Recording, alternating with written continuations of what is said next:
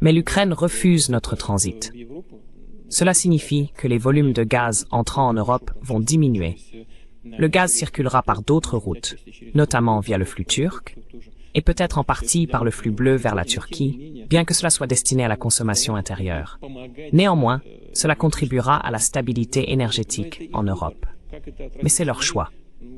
Comment cela les affectera, je ne sais pas. Nous nous occupons de nos affaires et qu'ils s'occupent des leurs. Vous comprenez l'attitude envers leurs propres questions de la part des alliés et partenaires, que beaucoup démontrent aux États-Unis et en Ukraine, semble très étrange.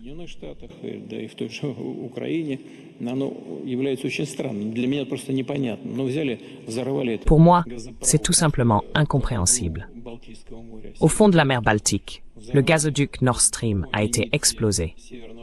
Les deux lignes de Nord Stream 1 et une ligne de Nord Stream 2 ont été détruites.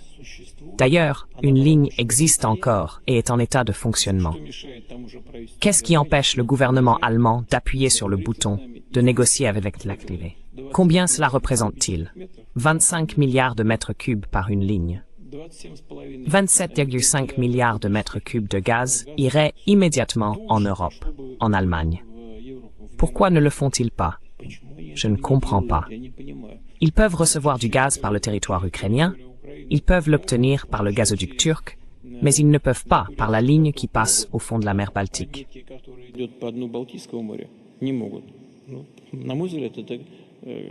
À mon avis, c'est une sorte de diffamation professionnelle, de schizophrénie, tout simplement des absurdités.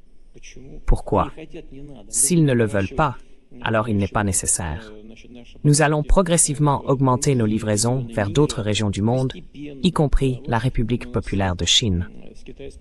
Nous avons un bon projet de livraisons en Chine qui a été élaboré avant toutes ces crises en Europe et sur le front ukrainien.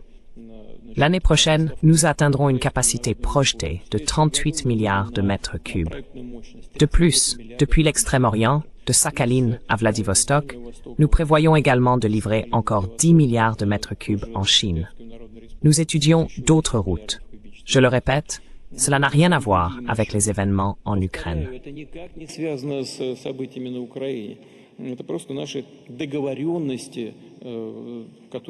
Ce sont nos accords qui ont été atteints il y a de nombreuses années. Nous allons tout mettre en œuvre. De plus, nous allons développer la liquéfaction du gaz. Oui, on essaie de nous créer des problèmes, mais cela continue de se développer. Et la part de la Russie dans les approvisionnements mondiaux en gaz naturel liquéfié augmente progressivement. Ce n'est pas si important, comme nous le souhaiterions, mais nous allons continuer, malgré les difficultés que l'on essaie de nous imposer. Quel est le problème? Quiconque essaie de fermer notre secteur énergétique, c'est impossible, car la production est à son maximum en fonction des besoins du marché mondial. C'est tout simplement impossible, vous comprenez?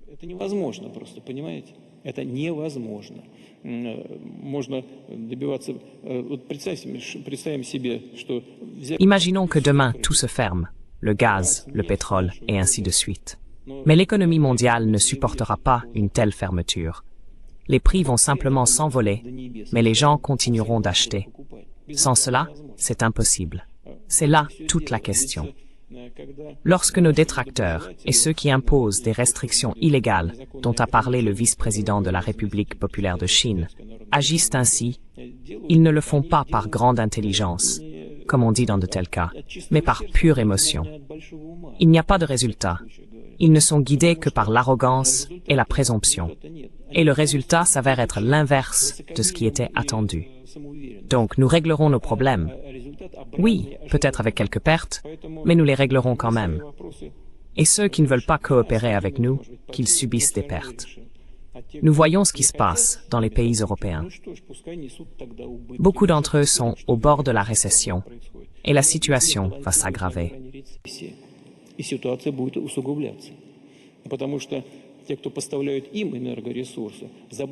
Parce que ceux qui leur fournissent des ressources énergétiques se soucient avant tout de leurs propres intérêts nationaux, y compris aux États-Unis.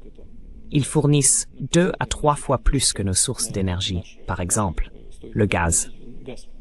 Bien sûr, L'économie de l'Europe, y compris l'Allemagne, qui dépend de nos ressources énergétiques, traverse de sérieuses épreuves. De nombreux secteurs ferment, tout simplement. Mais ce n'est pas notre choix. Nous sommes prêts. S'il vous plaît, négociez avec la Pologne pour qu'elle ouvre les systèmes de pipeline. Ils existent. Yamal, Europe de l'Ouest. Les Polonais les ont fermés. Maintenant, l'Ukraine ferme une autre route. Le Nord Stream 2, au fond de la mer Baltique, n'est pas activé. S'ils ne veulent pas, tant mieux. Cela leur causera des dommages. Pour nous, il y aura une certaine réduction des revenus, mais ce n'est pas grave. Gazprom fournira davantage à l'intérieur du pays. C'est aussi bien. Газпром будет поставлять внутри страны. Тоже хорошо.